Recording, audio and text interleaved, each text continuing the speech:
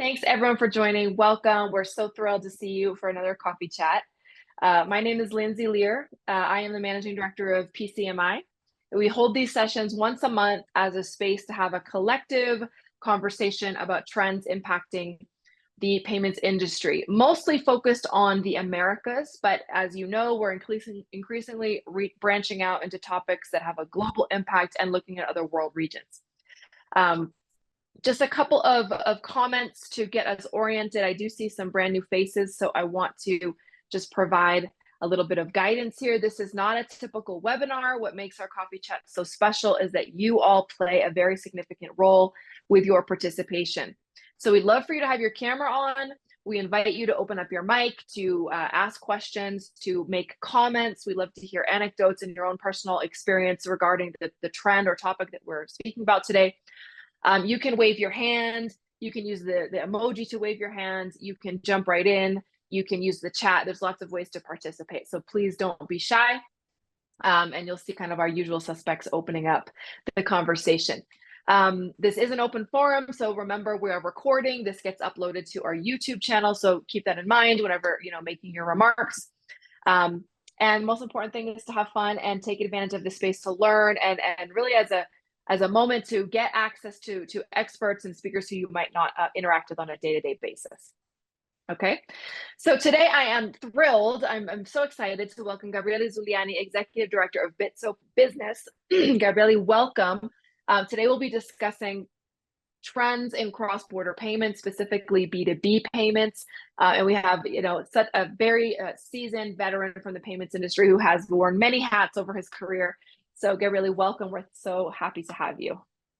Thank you, Lindsay, and very glad to be here and to be talking to all of you. It will be fun. Excellent, excellent. So there is, as I just recommend you guys screenshot or just take down Gabriele's email address. We can also show it again at the end in case you want to get in touch or have an offline conversation following today. So I'm going to begin with just, as you all know, we typically begin with some framing slides, setting the context, opening up the topic, and then Gabriele and I will have a conversation, and then you all are welcome to participate. So, I see so many faces. Thank you for having your cameras on, guys. I love seeing our audience today. All right, so let's go ahead. Many of our coffee chats this year have been focused on cross-border payments. We know that this is a trend that is increasing pressure on the industry and new innovations, new technologies popping up in all different ways and places. And so we just wanted to start off recapping kind of what we're thinking about and what we're learning and some of the key questions that the industry should be asking right now. Okay, so the first off is money movement solutions are continuing to gain traction domestically, right? And by money movement, I mean account-to-account services like Pix, wallet services. And we see that is, we're going to look at some data today. As we look at money movement, we see how powerful that can be under the right conditions. And of course, the main question that provokes is, what does this mean for the card industry? And something that I think is a question that we haven't really gotten into enough is, what does this mean for card reward programs? What do consumers really value, right? If they're continuing to make decisions to use payment methods that don't offer any type of value add in that sense, what does that tell us about the rewards that are being offered and what are consumers really valuing and what's motivating them to make decisions? That's in the domestic market. So a question to consider, but increasingly, those money movement solutions are moving into the cross-border space or attempting to move into the cross-border space. And this is where things get very interesting. And many of those solutions that already exist or that are being built are being built on top of underlying blockchain rails, whether, whatever digital asset that may be, there's some differentiation there. But this is something that we're seeing increasingly occur already or being built and being discussed and being envisioned. And of course, this provokes a couple of really key questions. How will regulators respond or are responding potentially first and foremost? And then what implications does this have on the business side for FX, for settlement, for fraud? When you open up these rails across borders, what kind of complexity does that introduce that we need to be prepared for? Number three, when we're looking at Latin America, remittances that P2P side, and when I say especially to Mexico, because we see so much investment flowing into this US-Mexico corridor simply because of the size of it, they're becoming increasingly digital. That's a trend that's been happening for years. We see that starting to accelerate. However, one question that we're going to discuss with Gabriele is, what does this really mean? What value does this have for us? What does digital actually mean? Because we're still seeing on that receiving side, almost everything being sent is digital, but on that receiving side, we still see massive penetration of cash. And therefore, given that, is the B2B vertical or B2B side more compelling potentially, since cash is still deeply entrenched in these P2P corridors, and we're starting to see more and more investment move into that B2B space. And then kind of a macro trend that encapsulates all of this is that we see the merging of the money transfer industry increasingly into a broader payments industry. And what do I mean by that? Money transfer companies that have traditionally focused on money transfer, remittance, P2P, are increasingly adopting different types of digital rails and are increasingly looking at different use cases, including business payments, and are increasingly look to leverage their network to enable other types of payments and financial services. So we see this synergy and the fusing of an industry that's been kind of on its own over to the side into the broader payments industry. And so that brings up what other value-added services could be combined with cross-border payments, what kind of industry verticalization are we going to observe, what is the new competitive landscape going to look like under this context. So this is just a framing to get us in the state of mind and share with you guys what we're looking at on a daily and weekly basis. Okay.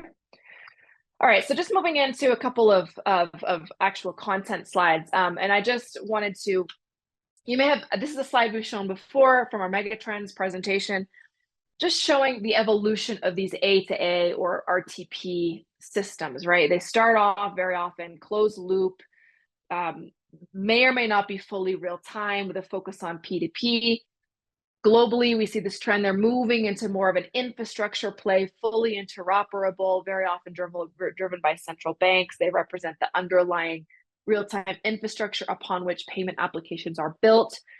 And we're seeing this being moved increasingly into a B2B environment, enablement of cross-border transactions and other features that make these rails even more popular. And as you know, there's discussions of PIX, central bank wanting to make PIX international through linkages with other central banks in the region. We see this, already occurring in Asia. We see different regional conglomerates of markets trying to create their domestic RTP rails and enable that cross-border connectivity. This is an active trend we're seeing take place. Whether it will come to fruition is another topic that we can discuss today.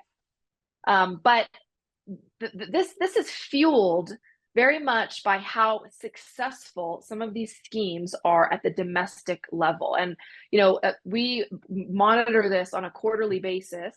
The Central Bank of Brazil is very good at publishing regular data, and it's really fascinating to see. This represents PIX purchases, right? From a person to a merchant, P2M transactions only. And you can see this green bar, how spectacularly it's growing and it has surpassed debit card. That's already a year that PIX P2M volume has surpassed debit card volume. And it's really closing the gap with credit card. And this is what the schemes are most concerned about, is that PIX starts to overtake or cannibalize credit card transactions. And we can see that gap getting closed. And that's what I was a little bit referring to, really questioning and analyzing, what do consumers value at the end of the day when making a transaction? Is it those points and loyalty schemes that they're after, or are there other benefits that they're looking for? And of course, there's a wide segmentation of consumers, but it's a question to be asking. Okay, you can also see this same kind of data. This is in volume in money, and this graph shows number of transactions. And so you can see PIX and debit really converging in number of transactions, and PIX and credit and debit number of transactions is still higher. But when we think about transactions, debit and credit have pretty much become even. So every quarter we see this advancing. Can I jump in and make an observation?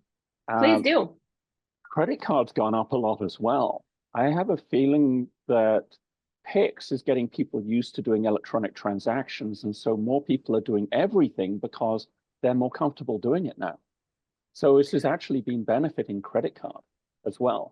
Well, yes, and I thank you. I think that's a very fair observation. You know, one question to ask here, it really is it the fact that a rising tide raises all ships, right? Is it the fact that we're just all transacting digitally more?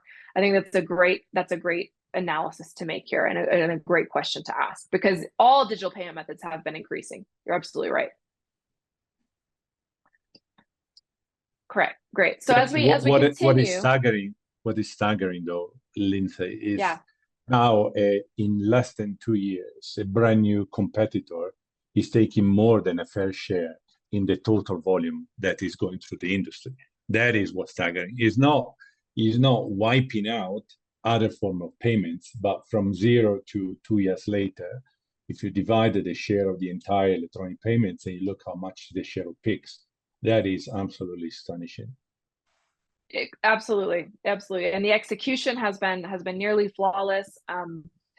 And it's just demonstrated the voracious demand for this type of payment method. So this is what people around the world are watching and now wanting to take into the cross-border space. So now the Central Bank of Brazil has talked about this, and there's been press about Central Bank of Brazil meeting with the Central Bank of Colombia and other things like that. However, there's no clarity here. There's no clear roadmap. There's no launch date announced. We know how complex and also political this can become. And so the next clear and definitive feature of PIX will be this recurring payments, PIX Automático, right? Forecasted to launch in October. Beyond that, the other features in the roadmap are kind of ambiguous, right? However, despite that, we see private sector innovations already moving to enable cross-border payments using PIX rails. Now, there are a lot of questions about this. We don't have all of the answers at all about this. We're going off a couple of press releases and articles and a few conversations. How the FX is handled, how the settlement is handled, we don't have clarity on that yet, but we do know that there are some initiatives that are enabling PIX to be used internationally, specifically Argentina and Uruguay. And those of you Argentinians probably have seen, like in La Boca or in tourist areas, we accept PIX here. Fintech CamiPay, as well as Fiserv, which is quite notable, announcing the enablement of PIX internationally. And Fiserv also declared earlier this year that they were working on enablement of PIX in the US, followed by ideally Canada and Mexico. So this is very preliminary. This is very speculative still, but the fact that these announcements are being made is quite interesting. And the question is, CamiPay and both Fiserv have stated using blockchain to do this. How they're doing it is still, still needs to be some clarity there, but something to certainly watch. And as this unravels, and again, this is for consumer payments. This is for P2P and mostly for P2M, for shopping, right? So B2B and invoice payments and those use cases are more complex. These are not intended to go after those volumes yet. Okay. So beyond PIX and beyond domestic A to A, looking at more of the traditional remittance market, we know that Latin America is a very large market, number 2 in the world in terms of region. Mexico is US-Mexico is the number 2 corridor in the world after India, about $67 billion. And what is interesting is that Latin America volume is still very much in cash, and it's also the region that grew the fastest. Of course, geography is a simple explanation for that. Proximity to the US and the influx of migrants into the US can help explain that. But in the last 18 months, we've seen more and more announcements around digital domestic and international companies focusing on that corridor to digitize those flows. And when here's another view of the region, you have 67 billion in Mexico. What we think is interesting as well is Latin America is also the most behind, despite being very significant in terms of volume. Latin America is the most behind in terms of intra-regional connectivity, right? We know that major flows and even major trade relationships are with US and Asia. So those corridors are well developed, but intra-regionally, there's very low levels of linkages for payments. And that was something that we discussed in the panel with the World Economic Forum recently, and is just an interesting fact to observe that could, could be a signal for opportunity. And then the other trend that is interesting for us to observe, and we're going to get into this in our conversation, is that when we look at remittances and money movement cross-border, almost all of the flows that are officially published are P2P. However, we know that B2B opportunity is, exponentially larger than the P2P opportunity.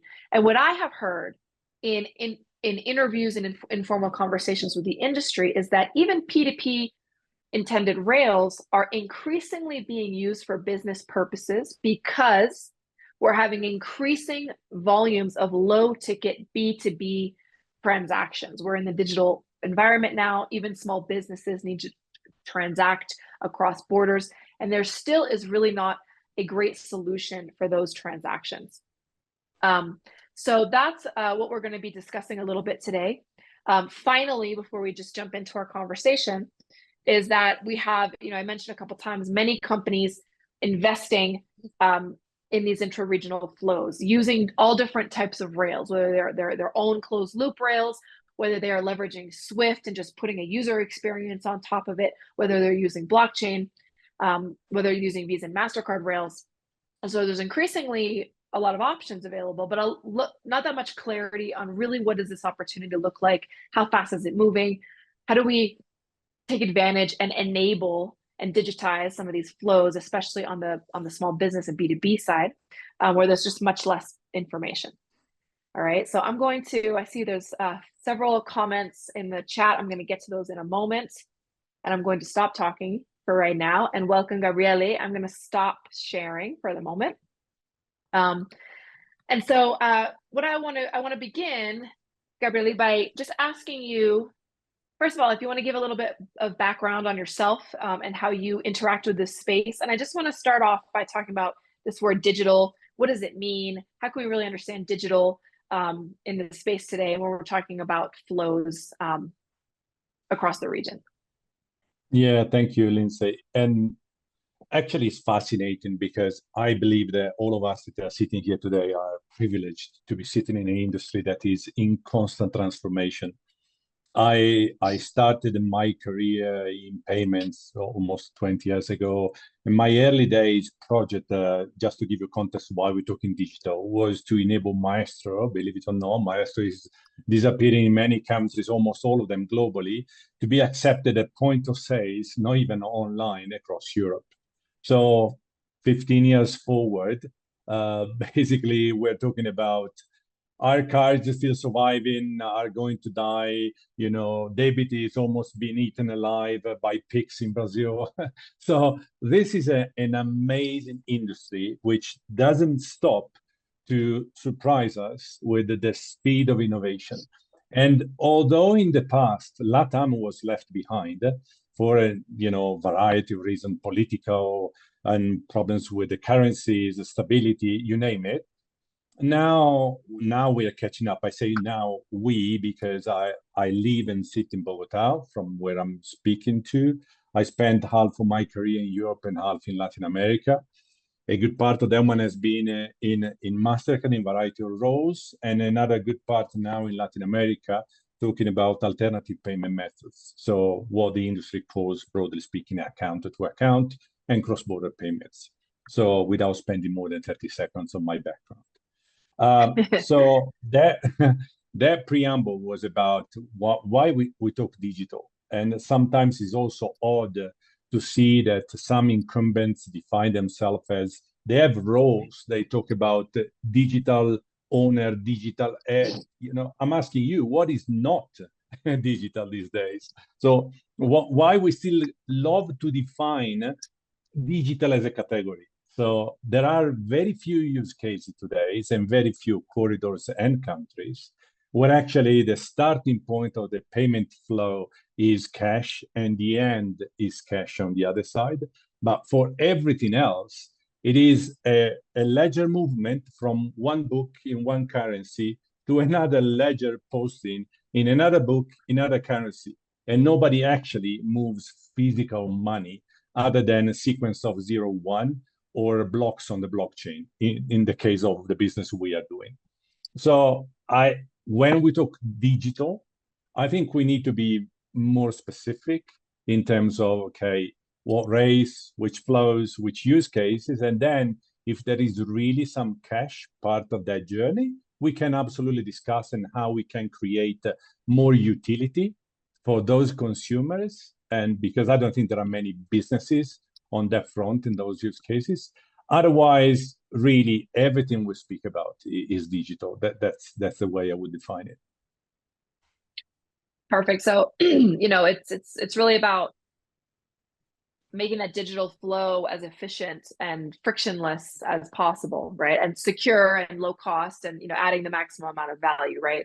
Yeah, absolutely. Especially in the B2B space, if cash really isn't a consideration, what are we really talking about? That's why I think in the B2B, you need to be starting, as always, as we always do, from what's the issue.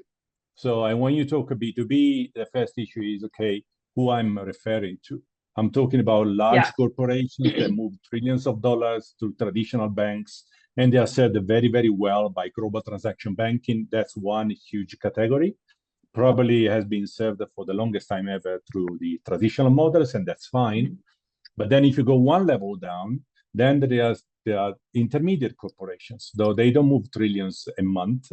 They move smaller volumes. They have just one jurisdiction as their main jurisdiction, but they don't have local entity around the planet, but they still have a commerce around the planet. So, and for them, it's very expensive and sometimes confusing to go country by country, understand the local legislation, ask for the proper licenses to be conducting business, rather than thinking, okay, my consumers and my providers, I need pay in, pay out, I need FX. That's all I need. Everything else is just talking about infrastructure. And how can I minimize that burden on my business whilst I'm making my customers and partners very happy about the transparency, the immediacy, and the efficiency of the way I move funds around the planet. So this is what you should be doing. Then when you get to the low end of the global B2B payments, you see people that are moving the $50,000 a month per transaction, the $20,000 a month per transaction. And they are served with traditional models because we have not dramatically innovated in the FX and the correspondent banking model since it was invented. It's an amazing innovation, but as we have seen through industry papers, has been retracting and there's been less and less correspondent bank in certain corridors for a variety of geopolitical issues as well as risks of those currencies. And so the net result is that companies that are operating those corridors, Latin America has many of those corridors, are left without many choices and be very slow and poor service. Perfect. That's a great segue, Gabriele, into my next question, which is, one of the, I think, things that is most exciting to people and what people really want to learn about is anything related with blockchain, related to blockchain, stablecoin, and crypto. And there's this like mashing of these terms into the same bucket, especially since the pandemic when there was this crypto boom and then a crypto crash. And now there's been a little bit of a shift. And a lot of these innovations we're seeing are blockchain based. We had Eric mentioned another example in the chat here. So, can you speak to how do we need to be thinking about crypto today with respect to B2B cross border? Can you help us with some definitions, or how should our understanding be evolved or with the developments in the past couple of years? Yeah, that's a great way to start. And so apologies if I'm really basic here, but I hear so much into the industry when I go to events and to people that have not been, apart from hearing lots of noise about blockchain and crypto, have not been very much into it. So I think the best way to think about this one is uh, it is what we consider crypto, because we heard everything possible which is bad about crypto because of the scandals and everything that happened in the last 2 4 years. But in reality, that was crypto as a store of value. So people that were moving from fiat to crypto, playing and expecting high appreciation of those assets because are digital assets, because of whatever was happening in the market. That store of value is one way of seeing cryptos. However, the same rates, which are based on blockchain, now increasingly are seen as payment rails, so payment enabler.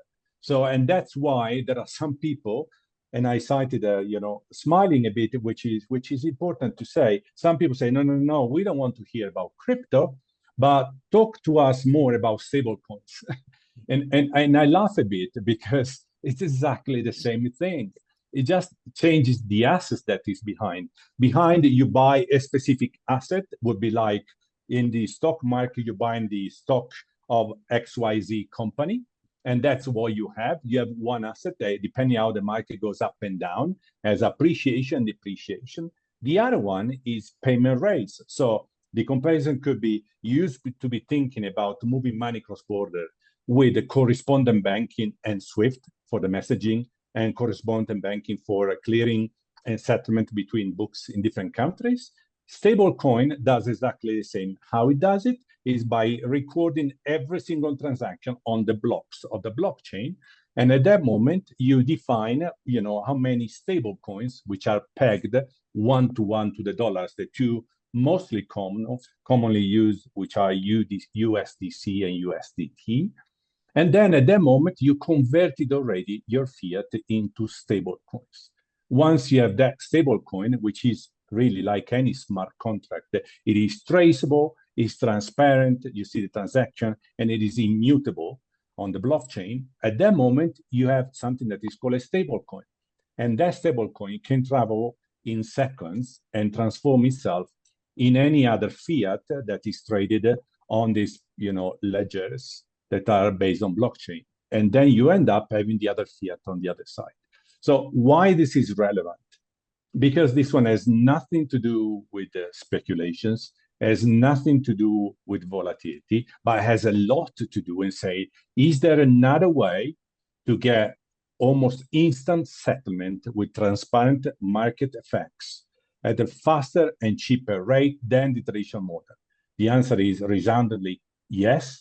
Clearly, it depends on the use case, because not all the use case on the world has been enabled by these rails, because you need more actors, you need more regulation, you need a lot more education, you name it. That's why it's so fascinating. Mm-hmm. Can I jump in and make an observation? Go ahead. Go for it, Nick. Sorry, can I an observation on this as a general level is the progression of stablecoins and cryptocurrencies as a technology. When new technology comes out, people get excited about the technology itself. But after a while, there's a natural progression as not focusing on the technology, but focusing on what it can do for you. Now we're moving into that next stage where crypto is a means to an end. It's a tool now, and that's really good. That's the next step, and we're doing that now. So it's good to see that. 100%, Nick. We are moving into utilities of payments rather than, oh, this is a great cryptocurrency. People can make a ton of money because look at what happened to Bitcoin, up and down all the time. No, no, no, no. That's exactly what we're discussing now. Hang on a second. These are payment rails. Is there a way where we as an industry can learn how to use it better, where it is providing the most benefits? And like everything in payments, it is not either or. It is not, oh, this is going to eat alive the correspondence banking, or this is the death sentence of the credit card business. Well, I've been around in payments enough to say that there are many things that still coexist in payments rather than one taking over everything else. Absolutely. Also, jumping in here, Gabriele, this is something that you and I had spoken about a couple of weeks ago there. And Nick, this is directly to your point, right? Is I don't think all cryptos are created equal, right? And Gabriele, going back to your original point, like the thoughts of crypto, stablecoin should be separated from. And I think this is something that the regulators should really like to understand is there's a lot of utility behind having a stablecoin, as opposed to the speculation side, right? A stablecoin is not for speculation. It is for transactions, especially for this part. If we're able to carve out regulation around stablecoin, which will be different than what we use for Bitcoin and Ethereum, so the larger ones. And then in the third bucket are and pardon my language, they're the shit coins. They're rightly these meme coins that are going through in Pepe that cause a lot of the volatility, that cause a lot of the friction, and that cause a lot of the uncertainty in the market. We would be in a much faster regulatory space. One of the things, Gabriele, that I remember from our discussion a couple of weeks ago is the ability for regulators to see these transactions in real time on the blockchain, as opposed to waiting for 1 month or a quarter there to take a look historically. They can go in and see the transactions right now on it. So that technology component, leveraging stablecoin, I think is one of the key differentiators that we should put in crypto. Yeah, thank you, Eric. Absolutely. Nice to see you again, by the way. And virtually, it was much nicer in person. But indeed, it should be the wildest dream of any accountant and auditor to see, blockchain payments, because it is absolutely an open book. You want to do an audit and go as deep as you want to how the money moved and where it went, you can. And so, we needed to do much more and much better job sometimes in educating and playing with the industry players. And I have to say there are many, many encouraging signs. You may have seen recently, for example, the paper being sent by the Bank of International Settlement called Project Agora. That's, for the thinking, it could be even revolutionary in the sense that it's calling for a private-public partnership, and it's talking about tokenized deposit in order for commercial bank and central banks alike, being able to create the next evolution of correspondent banking, where you bypass all the trouble of really settling and clearing different books in different sovereign currencies across different borders in a matter of, there is a common ledger which is enabling all this in fraction of seconds. So it will take time, but fact that 7 global central banks are participating in that one and inviting private players to be part of that build, to me, it is absolutely fascinating. Great. Thank you I love hearing about that and having your opinion there, Gabriele. I wanted to ask you and others, of course, the question of PIX sparks so much conversation, and especially across border PIX. And the way I see it is people use PIX, they want to use PIX. And so PIX or any other similar scheme is just another on and off ramp, right? And what you need is that global, that cross-border connectivity. And I think that's what some of these fintechs are trying to enable is PIX is the on and off, PIX is the on ramp. You have blockchain as the money movement mechanism. And so do you have an opinion on, is that the way to go? Do you see that being more feasible and a faster time to market of enabling this than a central bank led initiative where you're trying to create interoperability between central banks? What are your thoughts? What are your thoughts on that? So it is evolving a lot. I think that we live an era where there are so many different models coexisting. So if you look to Asia, this is common thinking already. So many countries, they are actively doing pilots and interconnecting their domestic their domestic real-time payment schemes across borders. So that one is already happening in Asia. So as we are discussing here, if this is the future for the Americas or not, actually Asia is doing it. So it's doing why? Because they see volumes of trade as well as movement of people that they need a utility where from moving from one country to the other, there is then a use case for banks, commercial banks and retail banks to say, hey, if I partner with my counterparty on the other side of the border, maybe this is a business. At the end of the day, whoever touches money needs to be profitable for serving customers. They cannot make it free. So the reason why they did it is because they had use cases and volume in both commercial and retail banking to do that. So now the question is, are we in the same thinking and the same momentum in Latin America? My feeling and thought is maybe it's early days for us. Why? Mm-hmm. Because we haven't even finished doing another PIX-like in Latin America, because Colombia is moving very fast in terms of regulation and creating interoperability, but we are in the build phase. And it won't take, I suspect, a year, as it took in Brazil to create our own PIX. Many other countries, starting from Mexico, are rethinking, revamping their existing solution that didn't have as much as success as the one of PIX in Brazil. So if I had to create myself a question is why they would want to move cross-border and linking interoperability between the domestic real-time account-to-account systems before creating their own domestic use case, which has a massive demand. There are currencies with problem or inflations. There are countries with problem of bankarization and access to banking account. You name it, how many problems each single jurisdiction has before you think, okay, can I be that progressive to have a roadmap like the one of PIX?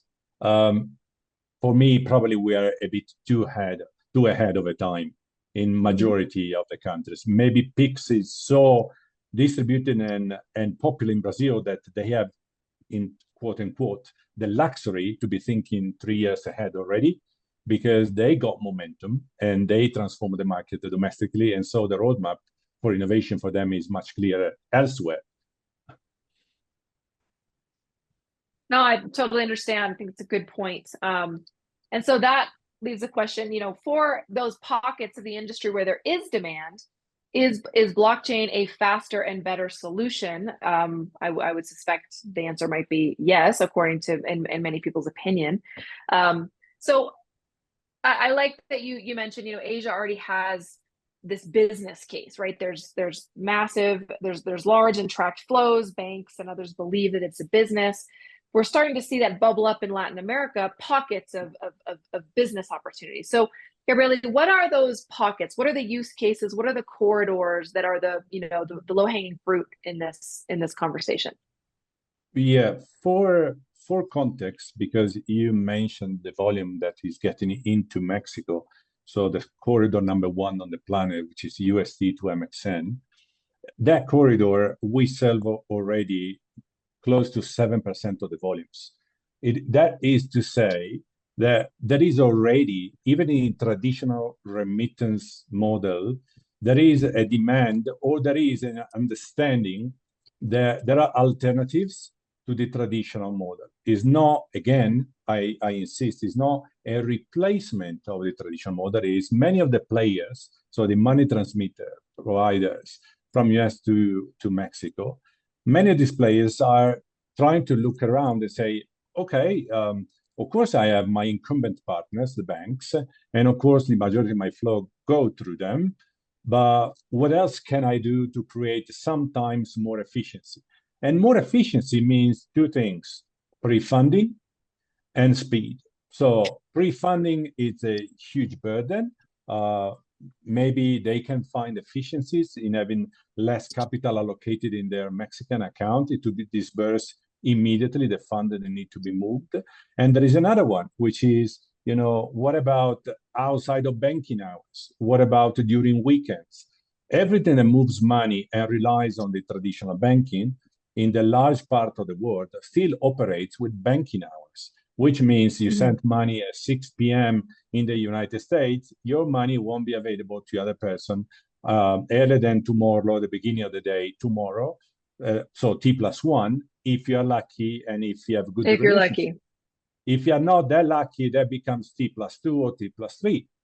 So another reason for money movement, people could be, or companies could be, okay, can I try to mix and match and see which use cases I serve with which payment raise, depending on what I'm looking for. So that's one.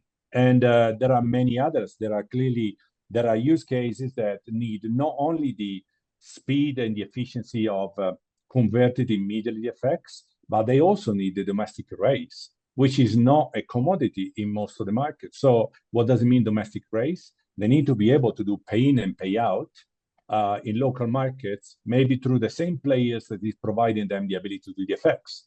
So because the alternative is for them otherwise to be a regulated domestic player.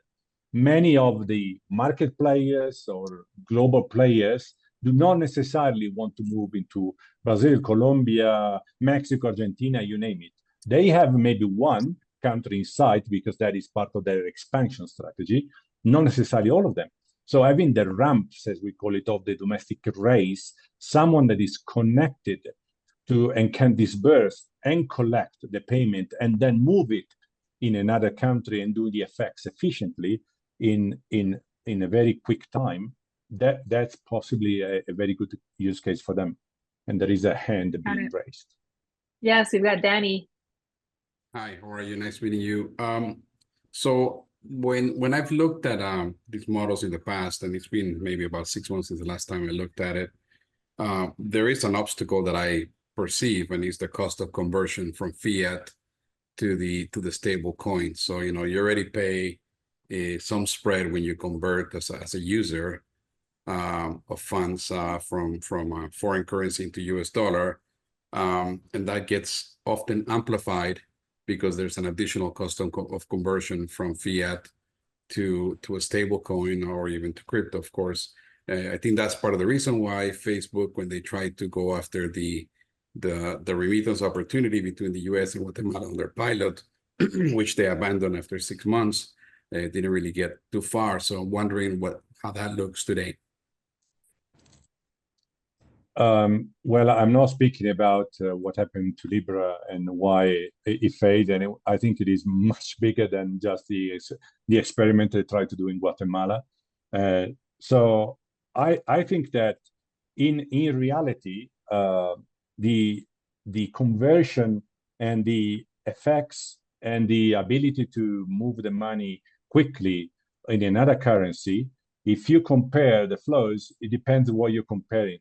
Sometimes the use case, as I said, for you as a money transmitter, if you have a big volumes and have a traditional bank that gives you a very good effects, you may well served by that bank. I am not arguing with that one, of course, because if your relationships are strong and you have many products with your bank, one of which is FX, it could be that you are very, very competitive, and that's fine.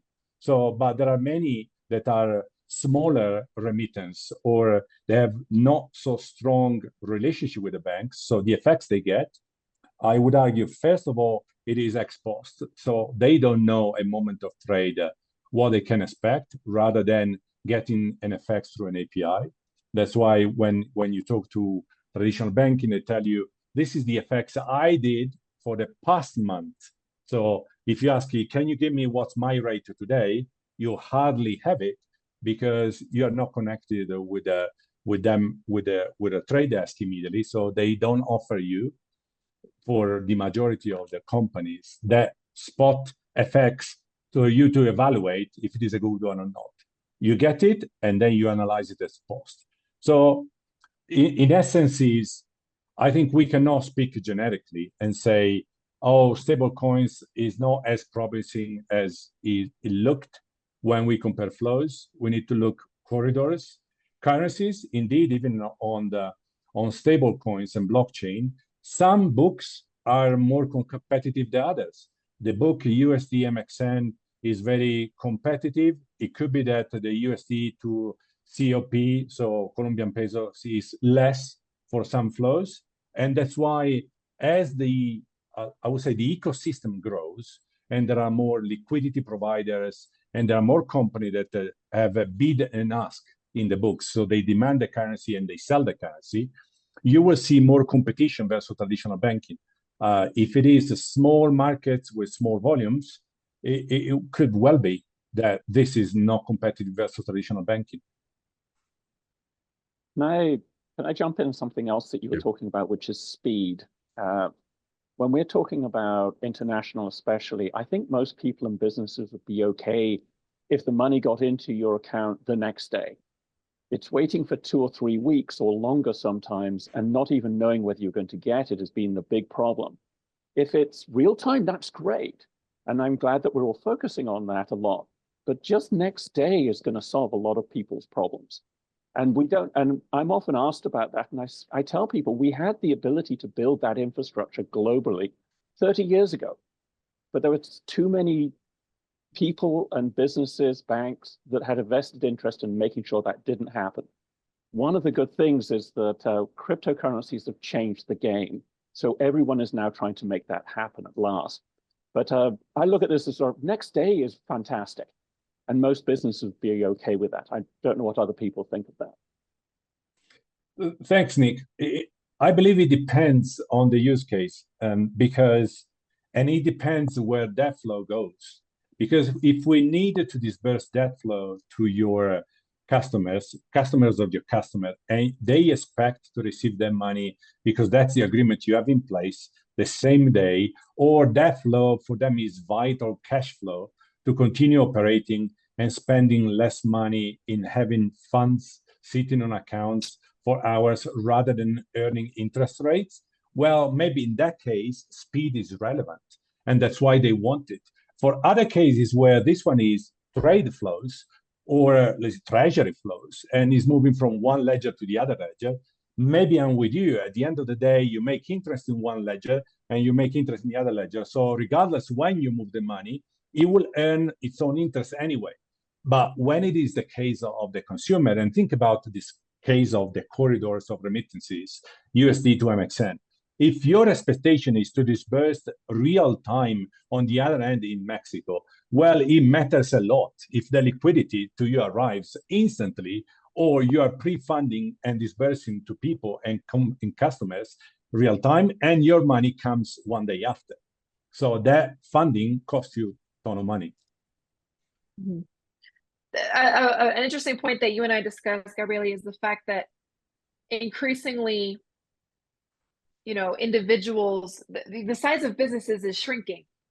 More and more micro businesses are operating cross-border. More and more freelancers are operating cross-border. I'm not sure what use cases you have in mind, but the fact is you have more and more small actors that are in the digital economy operating cross-border, but the payment is what's holding them up. So, where do you see really what are these use cases that are underserved? Is it invoice payments of an import of a product or good that you're paying for? Is it a service provider? You've hired a designer in another country or a developer. Is it international payroll? Is it gig economy, freelance platforms, marketplaces where they do have to disperse to their end users? Where do you see perhaps the biggest movement or biggest opportunity? Yeah, you mentioned all the right ones. So gig economy. Any prioritization there? No. I'm going one by one. I'm just saying that this is exactly what is happening. So after pandemic, now it is so widespread where people are not sitting in different places in the same country. They are sitting across countries. And most of them, younger generations, they are absolutely fine actually in receiving their money, not in the physical currency of their original country. So they were born in Colombia, they live in Guatemala. They probably, or maybe they are not asking you to be paid in COP, and they're absolutely fine for them to be paid in stablecoins, USDT and USDC. And then that sits on their wallet, and they decide, depending on their need for spend domestically, if they want to do the cash out and the off ramp of their wallet in the country where they live, or leave it there, and it is stable and is safe, or sending to other people and the families abroad. So it is evident that it's happening, and there's more and more cases of this one happening also in LATAM. Other cases are clearly LATAM Mexico, Brazil, Chile, Peru are big trade partners of China. China and Asia in general. You don't need to think huge, only commodities traders that do trillions of dollars of trade. It is also small producers of end consumer products that their unit value is very small, but they produce in huge quantities. Now, there has been for a year or so, a couple of years, a huge trend of nearshoring in Mexico, which is what it is basically producing in Mexico for serving the US market and the Asian market, locating and building, really producing products more than services in Mexico, then to be exported in the US. That generates trade volumes between buyers and suppliers between US and Mexico, and between headquarter and local entity company between Mexico and Asia. Those companies, if you take out the huge, massive names of brands that are known, not necessarily have a stronger banking relationship, definitely not in the US, and possibly not even in Mexico. So these are existing, ramping up use cases that are absolutely well served by stablecoins for converting the fiat of one country to the other one, and for speed, because Asia is already starting in T+1 because of the time zones. You have a very narrow window to be in the same day with the banking hours. And then if you take that narrow windows off, that you already start with T+1. Then you add all the banks in the middle, likely you end up in T+3, plus the effects that could be or could not be competitive. So these are absolutely cases that exist. If you add on top of this one, international company marketplaces that do collect domestically, is not only paying developers, they collect subscription domestically, payment domestically, because the entity is global but doesn't have a presence domestically. They need to repatriate these funds across the region. Is starting a bit, but more often than not is in the US and globally. So that's exactly what the blockchain technology does for them too. Great. No, thank you for that. And I have one last question, at least on my side, Gabriele, and that is, how interested are traditional banks, honestly, in capturing these flows, lower ticket transactions, $20,000 or less, or maybe less than 50,000? We know that the banks are so deeply entrenched in big, transaction, treasury related transactions, but we see a lot of technology. We see the card schemes, we see cross-border payment methods, cross-border payment companies trying to provide solutions to banks to solve for these lower ticket transactions or these underserved corridors. Do banks really want to solve for that? Do they see that as an opportunity, or do they have other priorities? Is it going to be other players that solve for this? How feasible is selling solutions to banks for these use cases that we're talking about? It's a lot of push and pull. And it's a lot of education, a lot of reassuring. Well, trust is a big name in payments and in moving money. So from one side, you need to gain your own trust by doing things very transparently and then playing by the book, and inviting players, including banks and regulators, to understand what's your business model and why it is an evolution of money movement. And it is happening. And as I mentioned just one, which is the case of, the BIS, Banco, Project Agora. But at domestic level, there are many such collaborations where the banking and community and bank community, they want to understand how technology can enable a better use case for moving money, and they know they are behind and they need collaboration with the private sector. So that still will remain a journey.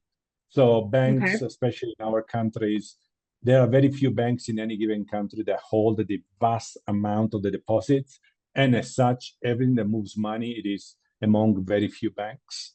And so in reality, the pressing need from their point of view is not that huge, but the technology is pushing them because now there is understanding that these flows and this movement are happening and are enabled and can be done according to transparency, law, and what the regulators want to control and regulate. So it's really, more than anything, partnerships rather than going head to head. That's more the intention of the technology and blockchain money movements. Yeah, and you know, at the end of the day, for this type of movement, banks, they're the aggregators of the end users. They have the deposits, they have the businesses, but you know, if there are other entities that can provide that level of trust and have access to the end users, there can be many other types of partnerships that we could imagine to capture the customer, capture the flow, and then inevitably dispatch the payment. So not only imagine how many the thousands of banks that are now big users or even connected to the correspondent banking model. So there are so many in any given country. So for them, what's the option? What is the option rather than being served by a huge global bank with a very slow service and very high rates?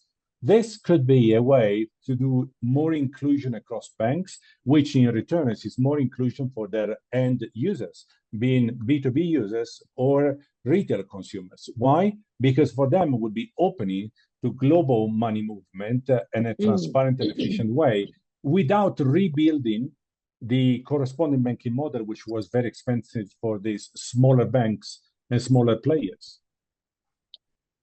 I love that concept. Greater inclusion of banks, which inevitably means greater inclusion of users. I love that concept. Gabriele, we're just about 2 minutes out. Any final remarks or comments you'd like to leave our audience with today? First of all, thank you. It's been a pleasure to be here. I think I would love to continue this conversation. It's a journey. We are pushing, as I say very often, we're pushing the boundaries of what is the finance and the banking of the future. And that requires resilience, but also requires ability to talk in different business models, different corridors, and different players. So I believe this is the payment infrastructure of the future. So, and the way we move money can and it is transforming itself. So, and I am so, fascinated to be sitting in the middle of it. Terrific. Well, for sure, it's a pleasure for all of us, and a pleasure and a privilege for all of us to get to be here, discuss this, and be at the center of this transformation. So thank you, Gabriele, for your time, for your expertise, for sharing your knowledge with us. Please feel free to contact Gabriele. You have his email there, LinkedIn, continue these conversations offline. And everyone, we will see you back here July 8th is our next coffee chat. So thank you for joining us. Thank you for your questions and comments.